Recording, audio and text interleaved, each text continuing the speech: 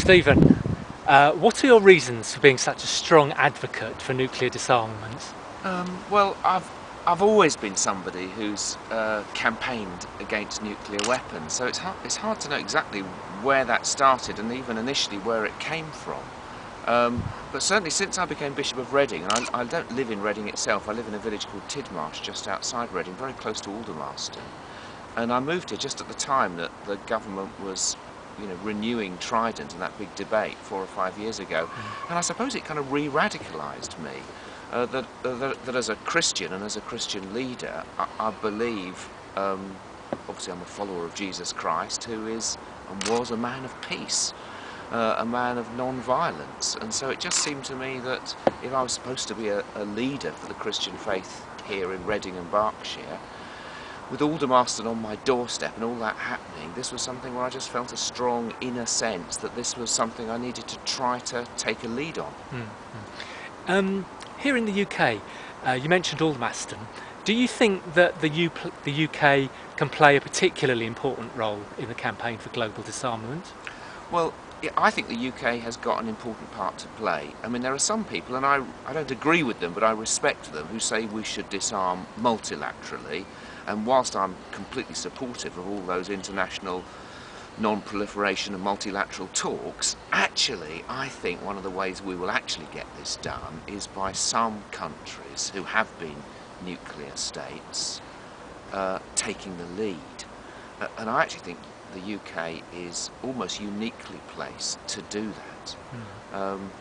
Now, I can't see it happening at the moment, though I rather hope that Nick Clegg and the rest of his fellow Liberal Democrats might wake up in the middle of the night and remember that they did have a strong view on this only a few weeks ago, which they seem conveniently to have forgotten. So I hope that the church, other faith leaders, groups like your own, will carry on reminding our politicians that we don't have to do it this way. Okay. Are there any particular steps you think the new government should be taking to help abolish nuclear weapons? Well, yes, I've been fascinated, like many people have been, that they've said, we know we're facing swingeing cuts. Well, I'm not an economist, so I won't go into the ins and outs of that, but what they've also said is that certain bits of spending are kind of ring-fenced and won't be touched. Health, education, well, I agree with that, but the other one seems to be defence. Well, that seems to me to be madness. I think we should be having a much more thorough debate in our nation about defence spending, and I mean the whole of defence spending, but obviously particularly nuclear weapons. If we're having to take these great hefty cuts, why is it that a budget like this is immune? Is there anything you think members of the public can do to help the government take these steps? Well, I do. I mean, one of the sadnesses of today's political situation is that so many people in this country have become cynical and disillusioned about the political process. I think we all understand why that has happened, so I'm not without sympathy.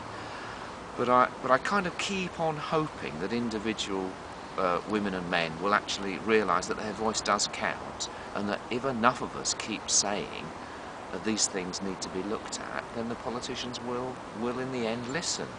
And I think particularly over this one, where my experience is that there is no great enthusiasm for the renewal of Trident. Often for very pragmatic reasons, which again, I don't necessarily share this reasoning completely myself, but some people say, well, we've got all this money to spend, let's spend it on proper body armour for troops in Afghanistan. Well, personally, I've got some questions about our troops in Afghanistan, but leave that to one side for a moment. There's a lot of ordinary people are actually saying, who are not, they're not unilateral disarmers, they're not members of CND, just ordinary people say, really, is this the best way to spend our money at a time like this?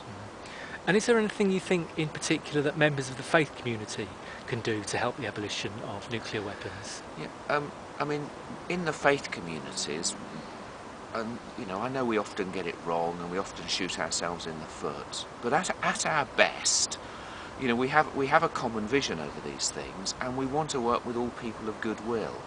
And I think our values are deep-rooted, and certainly the value about the dignity of every human life, the values about seeking the way of peace, of going the second mile to find the way of peace.